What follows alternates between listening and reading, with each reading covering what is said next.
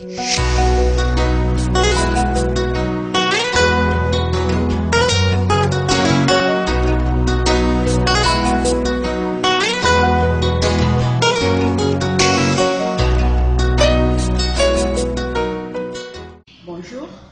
moi c'est Oro Adoro Amina Asia, titulaire du brevet technicien supérieur en commerce international.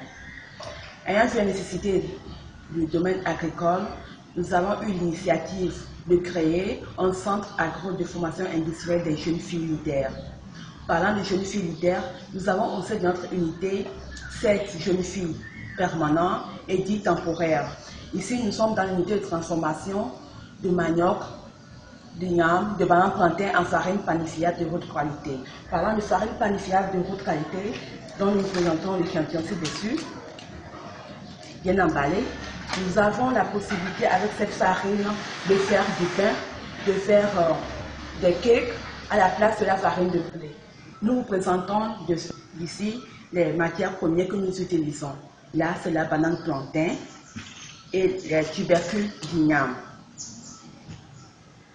Nous avons constaté que plus de 30 à 40% de pertes post-récolte se font chaque année dans l'Afrique de l'Ouest par rapport à ces racines et tubercules que nos producteurs mettent sur le marché.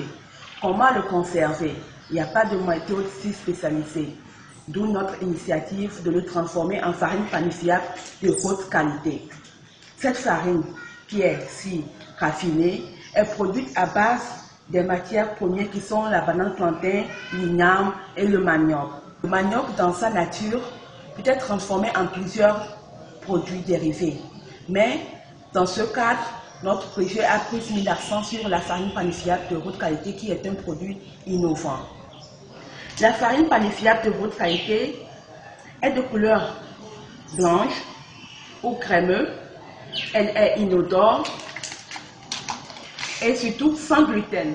La farine panifiable de manioc, d'igname et de plantain de haute qualité intervient comme matière première dans la fabrication de pain, des fast-foods, dans la production de boissons alcooliques, pour la production de biscuits, donc pour les pâtes alimentaires aussi, nous utilisons cette farine panifiable de haute qualité. Nous avons pensé faire la transformation des racines et tubercules. Pourquoi?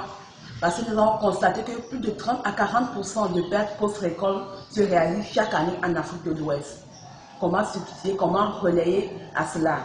Donc, nous avons pensé à la conservation en les transformant plutôt en farine pour une conservation à plus d'1 an de période. Cela permet d'avoir toujours ces produits locaux sur le marché et dans nos mains régulièrement.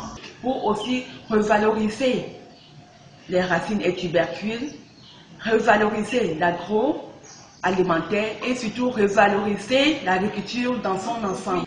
Notre objectif principal, c'est d'éviter les pertes post-récolte pour les producteurs. Nous ajoutons que cette farine n'est pas seulement produite pour le Togo, mais pour toute l'Afrique, pour la diaspora togolaise africaine. Sans oublier qu'en Afrique, nous l'utilisons pour faire le bon foufou et en Côte d'Ivoire, le placali. La farine vient en substitution à la farine de bleu à un taux de 100%. D'où nous avons déjà fait des exportations des échantillons de nos produits vers l'Occident, qui a été très sollicité. Nous encourageons cette initiative dans le but de valoriser l'agroalimentaire, pour de créer plus d'emplois. Car vous êtes sans savoir que le chômage dans nos pays sont de plus récurrents.